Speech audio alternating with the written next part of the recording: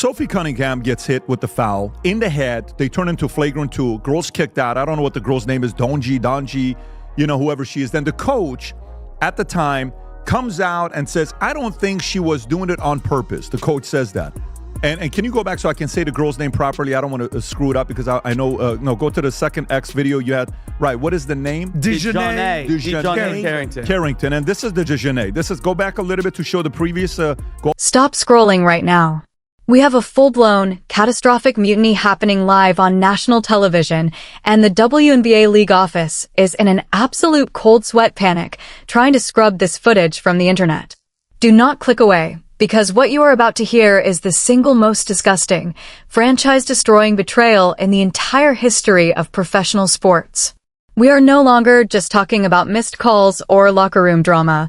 We are witnessing the complete and total internal collapse of the Indiana Fever. A head coach has just been caught flat out lying to millions of fans to cover up a sick, violent attack on her own player. The home crowd has violently turned on the team, mercilessly booing the coach right out of her own arena. And, in a plot twist so sickening that PR experts are calling it absolute career suicide, 2 of the biggest superstars on the roster just looked directly at the cameras and viciously attacked their own fans. Welcome back to Clark Fever Hoop, where we do not hold back, and we do not let the league gaslight you. The WNBA is desperately trying to silence the story, but the truth has officially leaked. The trust is permanently shattered, and absolutely no one's job is safe. If you thought the tension was bad before, brace yourself. The Indiana Fever just committed organizational suicide. Hit that like button right now, subscribe if you are absolutely sick and tired of the league's lies, and let's expose exactly who betrayed this franchise. To understand the sheer, unprecedented magnitude of this radioactive nightmare, we have to go back to the exact inciting incident that completely shattered the trust of the entire ticket-buying public. It all started on the hardwood in what can only be described as a totally lawless, aggressively hostile matchup, where the corrupt officials completely swallowed their whistles. The targeting of Indiana Fever players has been a massive issue all season, but during this specific chaos, the pissed Caitlin Clark off, I think. This is what now Indiana Fever front office is having heart-to-hearts with the players to kind of fix this. I think, this is just my theory, I believe Stephanie White is going to be booed every time they say her name. Away games and home games. Watch. I'm calling it right now. Shout out to Coach Anderson again. He stated actual footage of the Indiana Fever fans booing Stephanie White. We are proud of you, Indiana. I wish they'll fire her already. Can be heard in the video. These are paying customers. Ain't that what I told y'all? People paying their money to go to the game. And y'all know what I like to say. Stick it to their pockets, baby. Gotta stick it to the pockets. Let's roll the footage. opposing player Dejanay Carrington committed what is being described as one of the most blatant, dirty, and physically dangerous plays of the entire season. We are talking about a brutal, sickening, flagrant 2 foul directly involving Sophie Cunningham. This was not a basketball play, and this was not simply 2 athletes getting tangled up in the paint. According to the reaction described here, it was a calculated, violent, and unprovoked hit that left fans in the arena absolutely horrified. Cunningham was violently leveled, taking a massive shot that could have resulted in a season-ending or career-ending injury. The fans in the building immediately erupted, the internet completely exploded, and the visual evidence was right there in Ultra HD on national television for the entire world to see. Everyone knew what had just happened, everyone knew it was dirty, and everyone knew it appeared to be targeting. Now let's pause and inject some reality into this situation. In any normal, high-functioning professional sports franchise, the head coach is expected to protect the team. When a high-value athlete takes a dirty, flagrant shot to the head or neck, the head coach is expected to go to war for that player. You march right up to that post-game press conference podium, slam your fist on the desk, take the fine from the league, and demand justice for your roster. You draw a line in the sand and tell the officials that you will not tolerate dangerous play against your players. But what did Indiana Fever head coach Stephanie White do? According to this account, she completely flipped the script, appeared to throw Sophie Cunningham directly under the bus, and delivered what critics are calling the ultimate stab in the back. When the media asked Stephanie White about the play involving her own player, she didn't defend Sophie or call out the refs. Instead, Stephanie White looked directly into the cameras, straight-faced and without visible emotion, and stated, "I didn't see the foul." Let that marinate in your mind for a second. Critics questioned how the head coach of one of the most scrutinized franchises in the entire WNBA, standing on the sidelines and watching her own player go down on the hardwood, could claim she didn't see the foul. According to this narrative, she didn't just claim ignorance. Critics believed she was trying to sweep the controversial play under the rug. Why? The allegation is that she wanted to protect Carrington, her former player. Well-deserved. Watch this. Go back, play this clip. Watch this. She says, "I couldn't see it." Say about the play in the last game. I didn't see the play in real time. That's her in the back. You sure about that? You sure about that? Straight to a press conference. So you can pause it right there. And that's her right there. That's her in the picture? back, and that's the foul. What do you mean you can't see the foul? Unbelievable. And she says she got a better view than some of the referees got. And then this is how she comes and cries on TV about the criticism she got. How dare people on social media call her out? Go for it. Pride myself on is my relationships with players. For those who have anything to say about the play in the last game, I didn't see the play in real time. I went straight to a press conference. I thought the play got called right. Thankfully, Sophie's okay. Yeah. Was it egregious? Absolutely. When you have a chance to watch that over and over and over on replay, you can see that. I didn't have that in real time. Oh, really? That's you behind. Unbelievable. Were there any I take personally Sorry. any suggestions that I don't 100% always have my players back. Stop it. Liar. I ride with them 10 toes down all the time. That's Okay. ChatGPT All the wrote your time. Yeah. speech. They know that. Oh, yeah, for sure. It's a shame that we can't have an opportunity to talk about what great basketball they're playing Nobody cares about the basketball. because Now, they do are me a favor. playing. Go all the way to the last 20 seconds. Okay. United, Yeah, every right. day these women Watch. put their on the line. And you didn't protect them. Every day. When they go low, we go high. Love will win. There we Love go. will win. Grace will win. Grace. Humility will win. Look at her grace. And It's about to kindness show up. will win. Kindness is about Here to comes show up. kindness. I stand by them. I will always stand by them. Amen. Everybody else can go to hell. Oh, wait a minute. Kindness. Wait a minute. So, you know what? We need kindness. Grace. They go Love, high, you go, you know. Grace. Yeah. Sounds like a When they wholesome go Christian. And then she goes, hey, by the low, way, we go to hell, and then Yeah. you leave. You know, and Walking, you talking run up. contradiction. Tom ran a poll, and the poll was, do you view this as a sincere statement by Stephanie White, the coach? Yeah. But vote one of them. Stephanie White allegedly chose her past relationships over her current roster.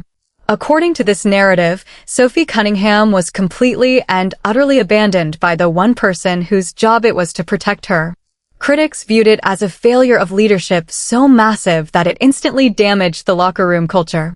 The backlash was swift and brutal. Fans were not buying the explanation. They saw the replay, they saw the press conference, and they felt they were being gaslighted by their own head coach. The trust was completely broken, and fans decided that if the head coach was not going to defend the players, they would have to speak up themselves. The reaction inside the arena was described as absolutely deafening. Stephanie White went viral, but according to this account, for all the wrong reasons. Raw footage spread across social media, reportedly showing the Indiana Fever head coach being booed by members of her own home crowd. The environment inside the arena turned toxic, as thousands of fans, the people who buy the tickets, purchase the merchandise, and support the entire multi-million-dollar operation, rejected her leadership in real time.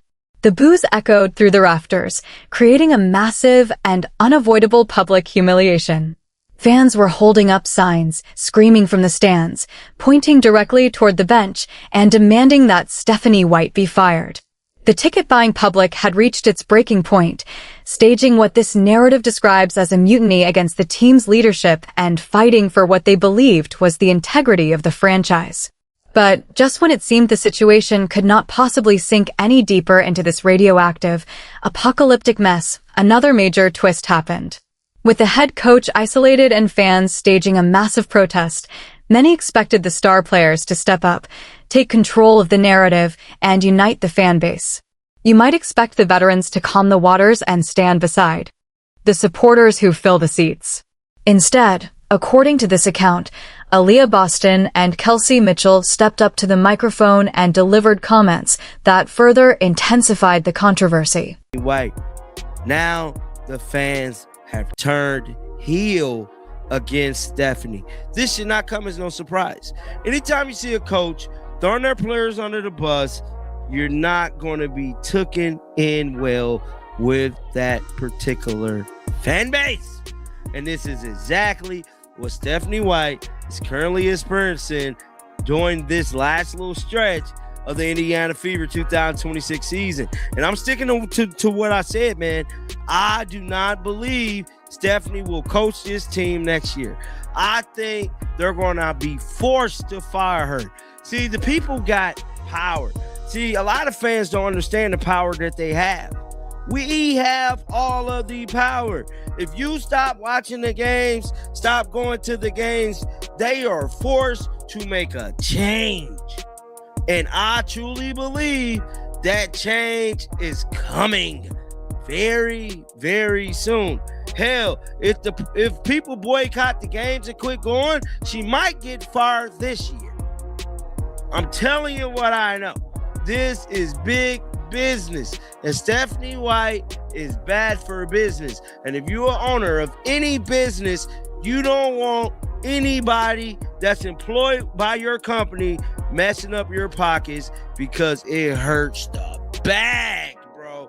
That's just the moral of the story. Moral of the story. Coach Anderson said, thanks for posting it. If you go to any more games and they boo, please post it. So Coach Anderson actually got this from a YouTuber. Let me shout this guy out. I want to give him some love. I want to give this channel some love. This is a life of hobbies. He was the one who actually caught the footage. Shout out to him. I believe that's where Coach Anderson got it from. In a move that is currently being heavily criticized by PR experts and sports analysts, Boston and Mitchell allegedly decided to wage war on their own fans. Instead of holding their coach accountable for allegedly ignoring a controversial foul, and instead of standing side by side with Sophie Cunningham, the two stars addressed the furious, passionate fan base and described some of the crowd's behavior as disrespectful. You absolutely cannot make this up if you tried. According to this narrative, fans were demanding accountability because they believed they had just watched an opponent deliver a dangerous hit to their teammate. They were booing because they felt the head coach had not properly addressed what happened. And how did Boston and Mitchell respond? Critics say they wagged their fingers at the crowd and turned against the very people supporting the team. They were accused of defending the team's leadership and scolding fans for their reactions. For critics, this represented a major mistake in professional sports. You do not alienate the people who support your team. The WNBA is experiencing major growth in viewership and revenue, while fans continue pouring money, time, and passion into their favorite franchises. To those upset fans, being met with emotional press conferences and comments labeling their behavior as disrespectful felt like the ultimate slap in the face. Is prioritizing the agenda over the player. Yep. You think she cares about the player? Maybe. But trust that she cares way more about this agenda. You know who I actually got to give credit to that I very rarely give credit to? Do you know Jason Whitlock? Remember this guy? Yeah. And anytime there's an argument, I'm more on the Stephen A side than Jason Whitlock, but I'll give him credit. He goes, guys, this isn't about the trans thing. He goes, you have to understand the foundation of the league. The foundation of the WNBA is built by black lesbian women, period. And those black lesbian women are not going to bend the knee to any of this because they are fully aligned with the trans agenda. So if each of the players, imagine you have how many players on the team? 12 players on the team, and 11 out of the 12 players on the team are like 10 toes down on this trans thing, that they're not gonna deviate. So for every one Sophie Cunningham, you have 10 Dejanay whatevers that are gonna rip your hair out. I got you. Or rip your face out for this agenda. For those of you guys I got big plans for 2026 and 2027, and you're seeing what's going on in the marketplace with business, and you got big dreams, and you want to go out there and do special things for yourself, and you want to network with others. We're going to have the greatest networking event ever at the Vol Conference. It'll be something everybody will be talking about. So with that being said, if you haven't yet registered for the Vol Conference, here's a clip I want you to watch. Go for it.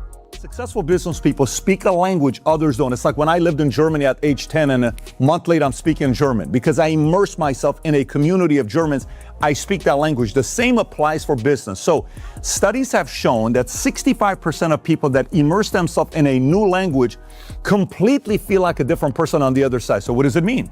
You go to a business conference, you're at the Vol Conference, 12,000 other people around you for 4 days. We're speaking a language that we're fluent in business, how we walk into room, how we negotiate a deal, how we hire somebody, how we raise capital, how we come up with a new strategy. The more you're around it, you all of a sudden start speaking that language fluently. So when you go back home, you do deals in a different way. You handle your business in a different way. If you want to get fluent in speaking a business language, once a year we host a conference called the Vault Conference. This year for the first time, we're doing it at the MGM Grand Arena in Las Vegas, where we go through this 296-page manual with 12,000 people over 4 days. The Indiana Fever may be operating on borrowed time. You cannot sustain a successful, profitable organization when the head coach is reportedly being booed inside her own building, while fans believe opposing teams are being allowed to commit dangerous fouls without enough accountability, and star players appear to be turning against the very ticket holders who support the franchise. When the relationship between players, coaches, and fans starts breaking down, the entire organization can face serious problems. What do you guys think? Is Stephanie White's career in serious trouble after this controversy? Were Boston and Mitchell out of line for criticizing their own fan base, or has this entire situation simply spiraled completely out of control? Let me know your most honest thoughts in the comments below. If you want more WNBA news, analysis, and updates, smash that subscribe button right now. This is Clark Fever Hoop, and I will see you in the next update.